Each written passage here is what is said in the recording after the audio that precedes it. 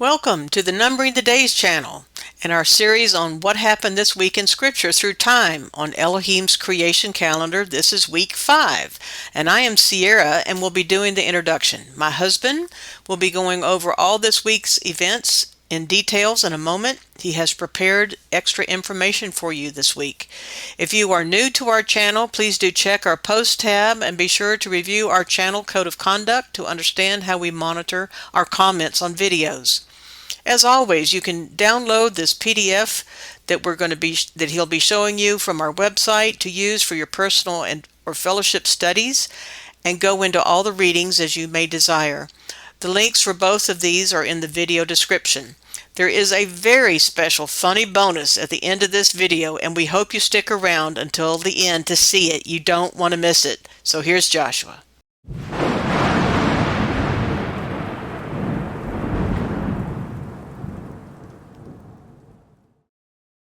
Hello there, this is Joshua, your host for this week, and being the beginning of month 2, we're going to do a little summary here of what we're going to cover this month, and then we will go into things deeper. The special notes and reminders for month 2, we are still counting the Omer through into next month, and then this month has second Pesach observance. This is a good time to review the meaning and purpose of the second Pesach. There's exactly 30 days between the first and second Pesach. There is also a 30-day time period of mourning for the death of loved ones, so those who became unclean and dealt with deaths on the first observance had their full time to mourn before the second one. This month, Joshua leads Yasharel against Ai and obtains victory. The events in Joshua 7 and most of 8 do not have any specific dates. We have included it in the events of this month, since it would be sometime during this month these events would occur. The people had to struggle and learn not to bring cursed items from enemies back into their camp. Keeping the spoils of war brings trouble to the people of Yasharel, even into the days of the prophet Samuel and King Saul. Being the first of the month, there's the memorial blowing of shofars, or trumpets, or shouting. Thank Yahweh for the new month and still being able to serve in this world, and blow your shofar. And I'm sure in the days of Israel, with all the natural eating they did, there was plenty of people that knew how to make shofars from the various ram's horns, or ibex, or whatever they were eating at the time. Study topics are King Solomon's temple. Both temples were started in this month.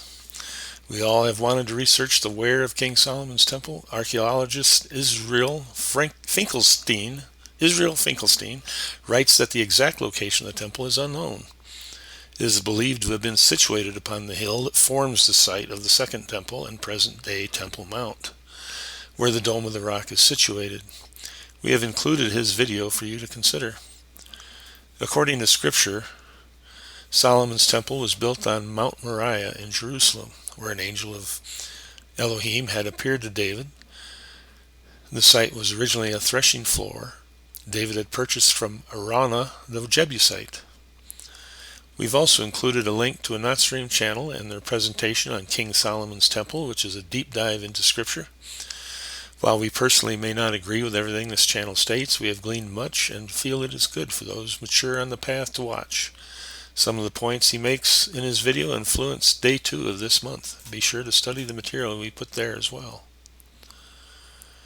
The Book of Ruth happens this month and into next month, in between the barley and the wheat harvest. Learn about kinsman redeemers, which is what our Messiah is. The Book of Ruth covers the time period from the barley to wheat harvest. And chronological harmony, 2 versions of the story of Noah and the flood. It is an interesting and fruitful experience to research Jubilees in comparison to Genesis regarding the story of Noah and the flood. Some of the details and dates are not reconcilable, but the majority does line up. The calendar is based upon the heavenly cycles revealed to Enoch, recorded in the book of 1st Enoch and in chapter 6 of the book of Jubilees. Where details did not line up, you will find the dates from Jubilees in this calendar. And that is the end of the month summary.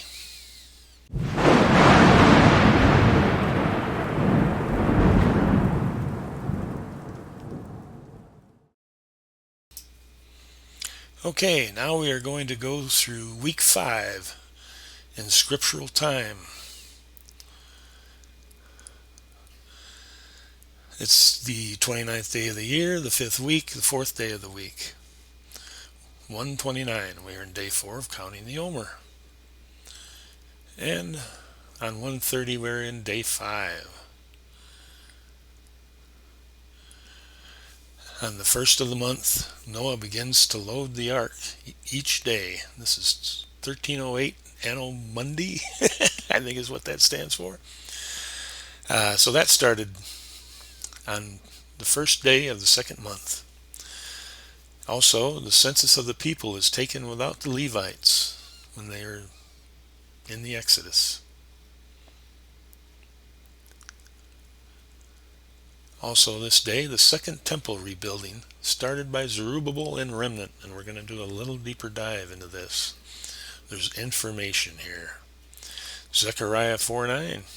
The hands of Zerubbabel have laid the foundation of this house. His hands shall also finish it. And thou shalt know that the Lord of hosts has sent me unto you. This is the angel talking to Zechariah. Now, there's all kinds of disagreement among biblical scholars whether Zerubbabel finished or did not finish the temple. However, that is the wrong question to be asking, because Jeremiah 8:8 is active here. It does not say he will finish it in the Yehudiath, known as Hebrew. CH 12:14 was translated as finished by translators only 1 time out of 16 times in Scripture. Its complete ancient definition, batsa, a primitive root to break off, included example, usually plunder. Also to cut off, break off, gain by unrighteous violence. Get, finished, be covetous, be greedy. We use Blue Letter Bible online for much research, and it records a figurative word, not a physical reality, as to finish or intransitively stop. There is a 2-letter word in Hebrew, Yehudiah, that was translated as the it in this verse, CH 5089. And the outline of biblical usage given in the online Bible by Larry Pierce, which states this word means eminency, distinction. Be sure to check this out for yourself. Also watch our video coming out this week by my wife on how we use online tools to do research and look up this for yourself very easily. This word is used in the following verses. I'll share because I know this could be a viewpoint, hard to believe at first. He that is greedy goes with plunder. Of gain troubleth his own house, but he that hateth gifts shall live. Psalm 10:3. For the wicked boasteth of his heart's desire, and blesses the covetous, whom the Lord abhorreth.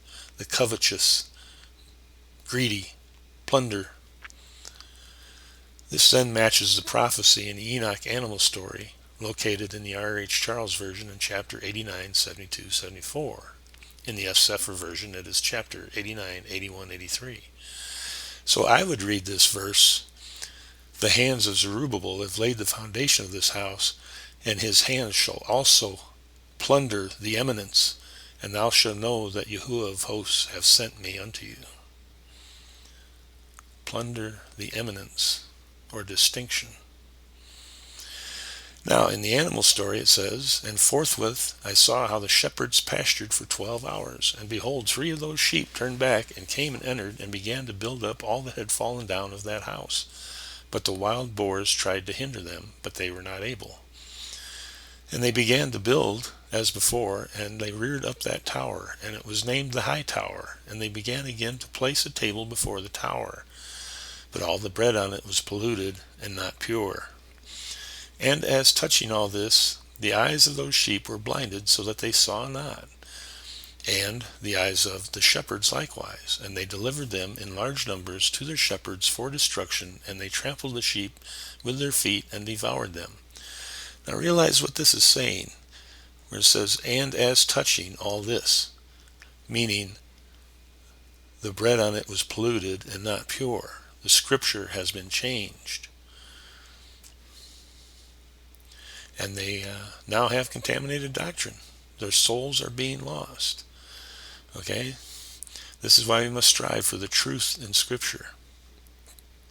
You can't just, oh, well, I'll learn everything when he comes back. Well, it might be too late.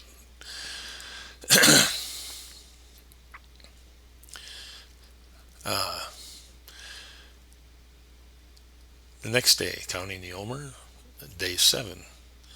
And this is the Sabbath. And Solomon starts to build the first temple on the Sabbath. Today is the day that Solomon begins to build the first temple of the people. We have added some information for you to study out for yourself that you may not have seen in the scriptures before. On our channel, we do a lot of numbering and connecting of information. So even though Father spoke through his prophet Nathan, 2 Samuel chapter 7, 4 through 23, that David was not supposed to build him a house, second witness recorded in 1 Chronicles, lo and behold, when David is old and feeble, Solomon is chosen over the earlier designated heir, Adonijah, and it is recorded in Chronicles 28 and 29 that David's past was too bloody, and Solomon will build the house that Father told David not to build. Father tells David in 2 Samuel and in the second witness in 1 Chronicles 17 that Father will build his house. Not that his son Solomon is going to build it. By the way, Chronicles, according to Jewish tradition, written by Ezra around 500 years after David and after returning from Babel. See the link we place below for you to confirm this. Also, we have the book of 2nd Esdras or 4th Ezra, where he rewrote from memory all of Scripture. And at least that's the story we have, although it was not found in the Dead Sea Scrolls. Believe what you think you should. And the second ram, King David, arose and led the little sheep. And those sheep grew and multiplied. But all dogs and foxes and wild boars feared and fled before it. Oh, by the way, the King David part is us adding into the story because it fits as to who it is that's doing what.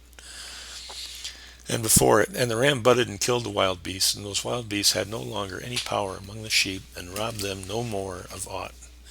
And that ram begat many sheep, and fell asleep. And the little sheep, Solomon, became ram in its stead, and became prince and leader of those sheep. And that house became great and broad, and it was built for those sheep. A tower lofty and great was built on the house for the Lord of the sheep. And that house was low, but the tower was elevated and lofty. And the Lord of the sheep stood on that tower, and they offered a full table before him.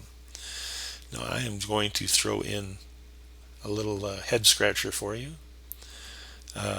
We have nothing in our archaeological evidence. Anybody that draws a picture of the temple, nobody puts a high tower over a low building.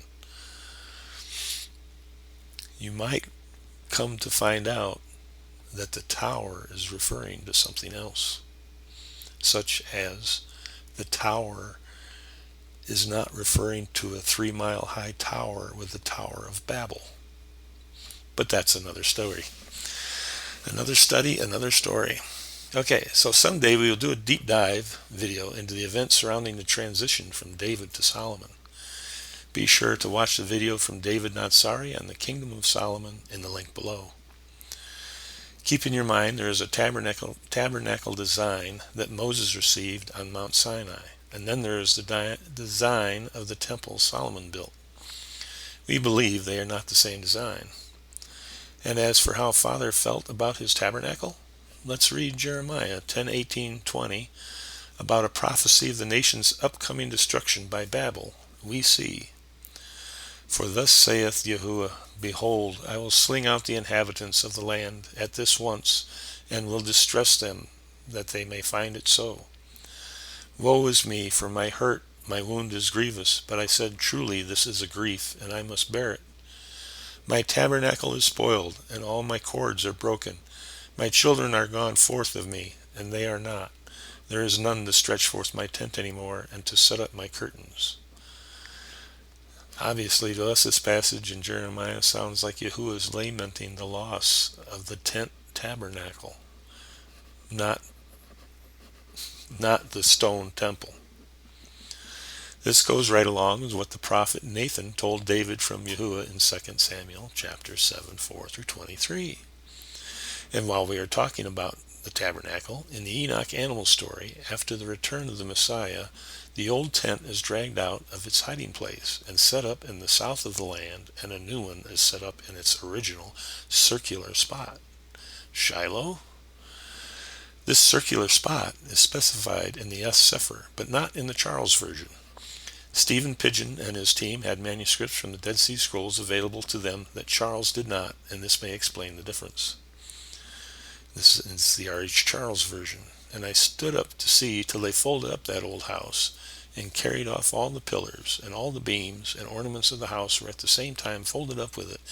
And they carried it off, and laid it in a place in the south of the land. And I saw till the Elohim of the sheep brought a new house, greater and loftier than the first, and set it up in the place of the first, which had been folded up. All its pillars were new, and its ornaments were new, and larger than those of the first. The old one which he had taken away, and all the sheep were within it." If you use the S. Sefer, see 90, 38 through 40. Your eyes will open when you study the tabernacle from the perspective of an engineer, as was done by Andrew Hoy of the Project 314 website. You realize the tabernacle was round, in the shape of the flat earth, with a dome on top, and curtains surrounding it like the ice wall. Not set up like all Egyptian pagan temples in the shape of a rectangle. In his book, he lays it all out with diagrams and proves it out, and has even made a reduced size replica. The Project 314 site is in our Channels We Like section, so you can find it easily. Also, here are shortcuts. The next day is counting of the Omers, 8, 9, and 10. And we would like to thank you for watching, and may Yahuwah bless you physically and spiritually as you count the Omer. Be sure to watch that video when it comes out, and the one on first fruits, in order to understand more about what this time of the creation calendar and Yaz Moedim are truly about.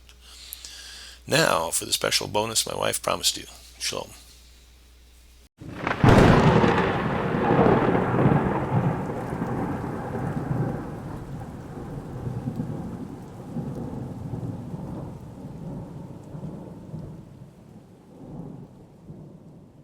We're going to sing. This is a song that the dogs are familiar with, and they know what's going to happen. We start this song. We'll share it with you on the website. You know what we're going to do? Remember the song? The dogs are going to sing it with us. Can we?